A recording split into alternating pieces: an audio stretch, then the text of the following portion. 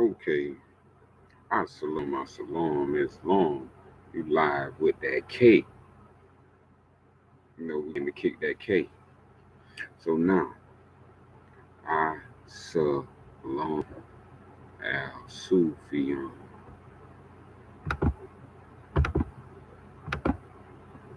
We're going to get right into this understanding. If you into, let's say, if you made it past the conscious community and you made it through the occult studies, you may find yourself in this range of getting to understand an ancient Indian thought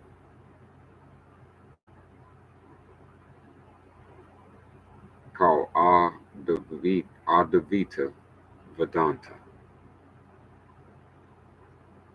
And it's the ultimate reality.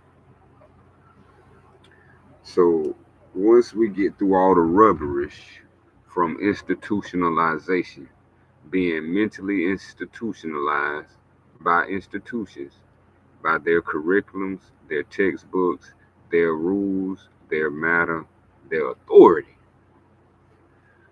So we're going to bring something in called history as we develop our understanding on this ancient Indian understanding. So we want to learn of the ancient Indian. So we're going to read for historical purposes.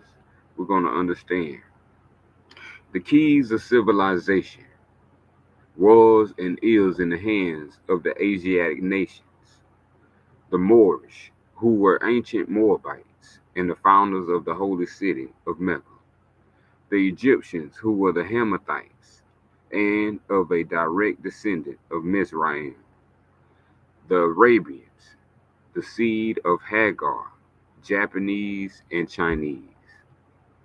So I just wanted us to be clear that when we go into these texts, we are looking at a culture, and a culture is promoted by people. So people we know as Egyptians are Chinese and Japanese people. Chinese and Japanese people are Egyptians. Egyptians are Japanese and Chinese, and this is a time where it was called Arabians. All this was located in Asia, and we're going to be covering the Hindu, the ancient Indian philosophy, and so the Hindus is where you get the Advaita Vedanta. So the Hindus is of India. They are the descendants of ancient Canaanites, ancient Hittites, and ancient Moabites of the land of Canaan. So now, when we are speaking on the Hindus, now we understand that they are descendants of ancient Moabites. This is why there's a history of ancient scriptures being found in ancient India, such as the Bhagavad Gita, the Upanishads, the Brahma Sutras. And so these come from Asiatic people. And so now we're going to get into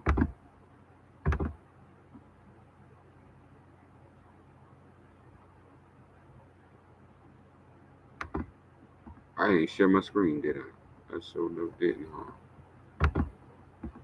Let me share my screen. I did share my screen. Hold up. Just so you can see it, what I was reading. I was reading from Numbers 2, 3, and 4. So just a little small recap. The Moorish is the ancient Moabites. The Egyptians are the Arabians, known as the Japanese and Chinese. The Hindus are descendants of ancient Canaanites and Moabites and Hittites. So, understanding the background of India, we're going to go into where the top, where the hot, who on top at. So it's called Advaita Vedanta. This is a Hindu philosophy on non-dualism. This is the screen I'm sharing. This is Advaita Vedanta, which is a Hindu philosophy of non-dualism.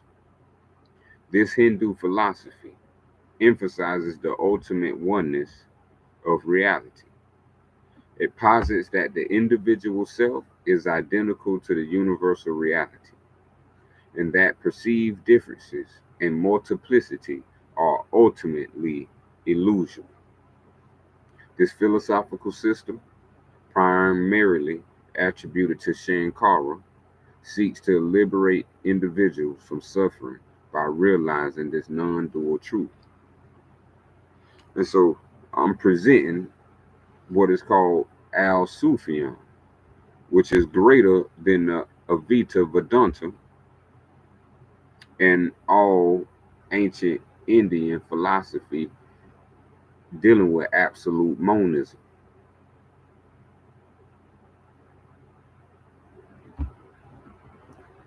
So all these are rooted, as they would say, in Hindu, but it's actually rooted in Asiatic wisdom, indigenous wisdom. So our indigenous people in that area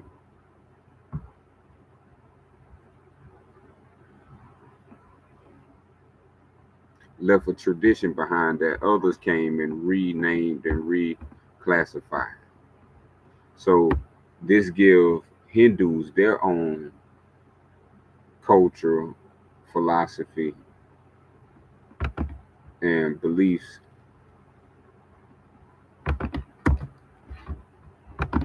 But what we want to understand is that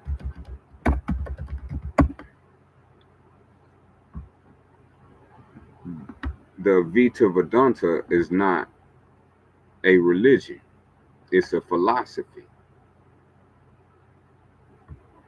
So this is a philosophical understanding, not a divine revelation. But when you go into the text of the ancient scriptures, this is where the divine revelations are at. So to say, Upanishads.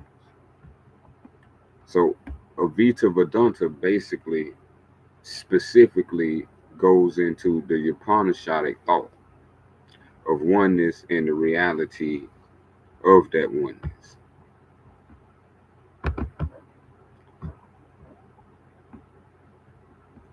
And so we have to understand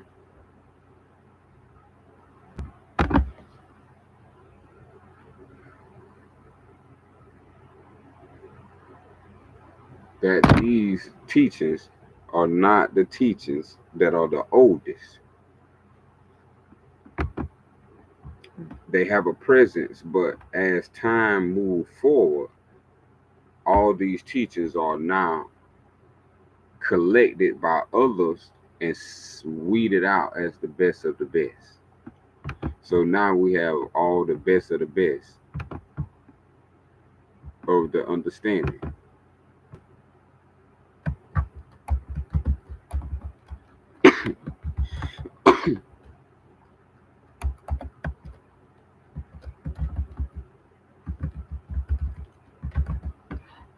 There's something called the Law Punishad, the Allah Upanishad.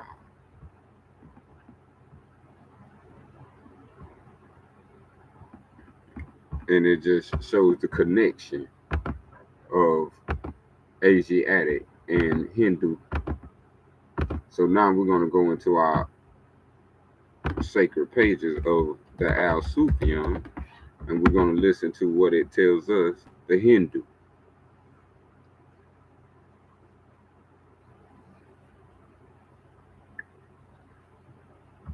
So, of the Hindu, what then does the Hindu say of the soul?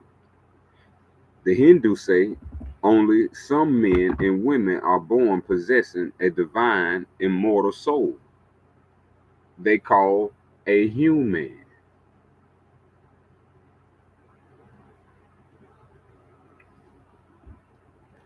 So we just want to show the connection of Hindu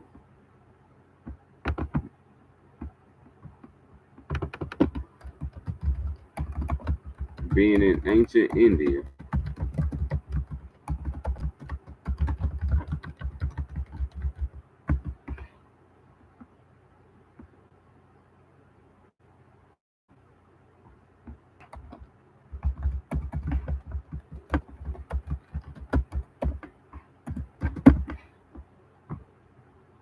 is Asia. And so being ancient India is considered part of Asia.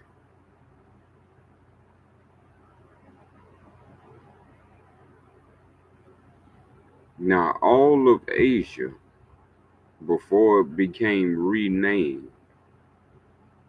it had a particular part called the Arabian, or it became the Iberian Peninsula.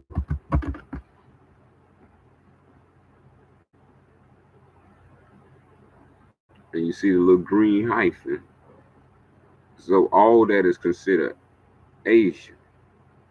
From Africa, the top northern crescent horn of Africa, to what they call green, to the above, which is Asia. So all those three together was called Asia.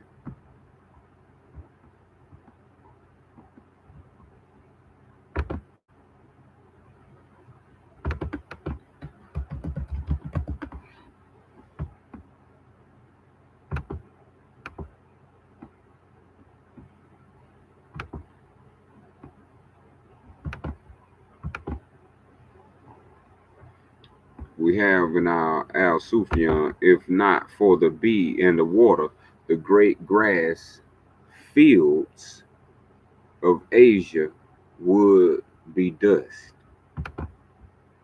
The Holy Land, from the earth you was born, from the dust you was born. You was born from the dust of the Asiatic dust, the part of earth that you was made from. So all of these understandings come from Asia that is dealing with things like Taoism,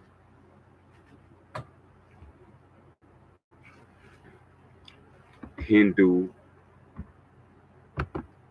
the Jain, the Psyche. These people and all their culturated thoughts are from Asiatic background.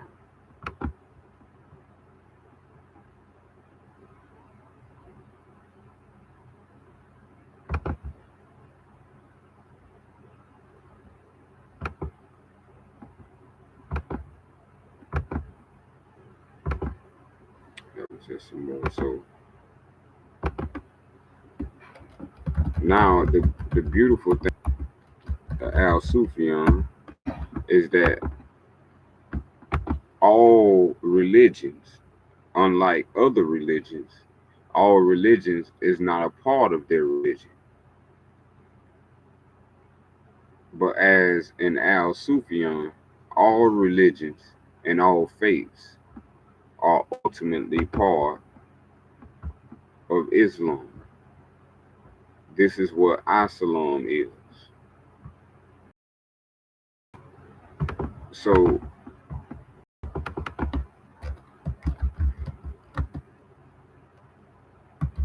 let's go. Does Hindu accept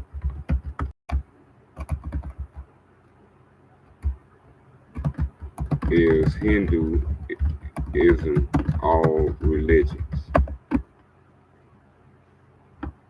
No, Hinduism is not all. So let's go. Is Christianity all religions? No, Christianity is not all religions.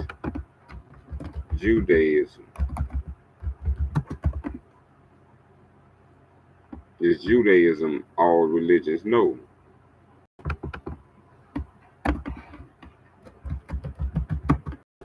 Is Islam all religions? So you see what I'm saying? So they have everybody, all of this understanding called Al-Sufian. When you hit Islam, you never associate Al-Sufian. So that's what you have to do now. Every time you hear Islam, you got to associate it with Al-Sufian. Al-Sufian is the understanding of proper Islam. You have a mainstream understanding of Islam that goes through a secular, and that's the Quran,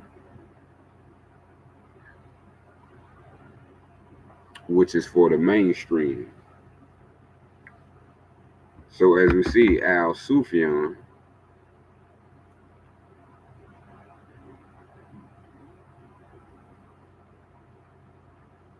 Islam, Al-Sufian Islam, all religions and all faiths are ultimately part of Al-Sufian Islam.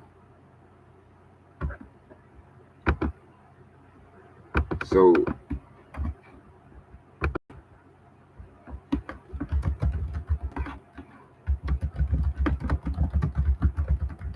so we go, is Christianity all religions? No.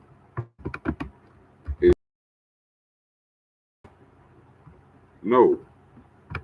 Is Hinduism all religions? No. So they fail to meet the standard of all. The divine creator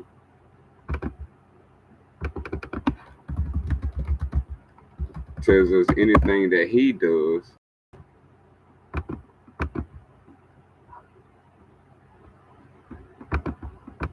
he makes sure that 16, that all are equal and under the law of Al and subject to it.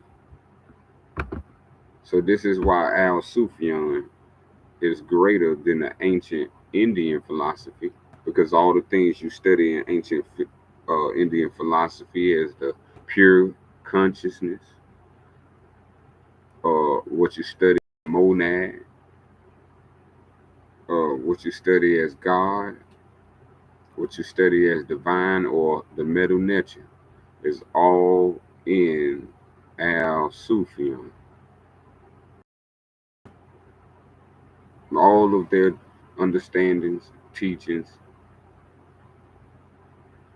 in a way that we all can understand and use very, very practically. So this is the reason why we want to understand this.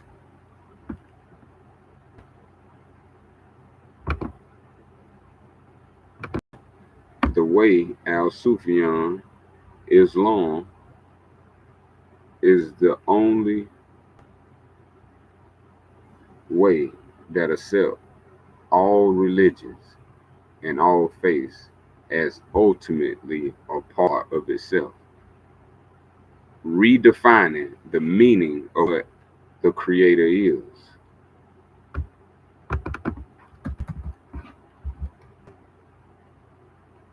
There's a equality or equal format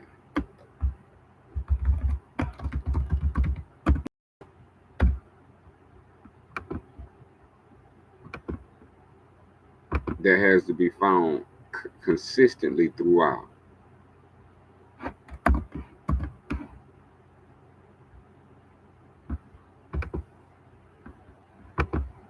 As we see, 8, The path to Allah is me.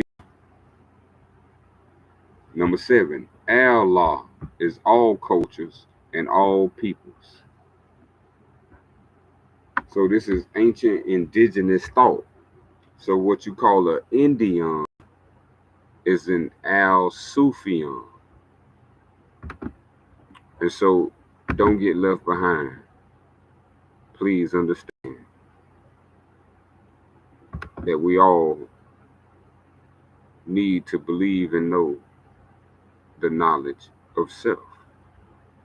That's that K. We coalescing with the Creator. As-salam, Islam, Al-Sufian.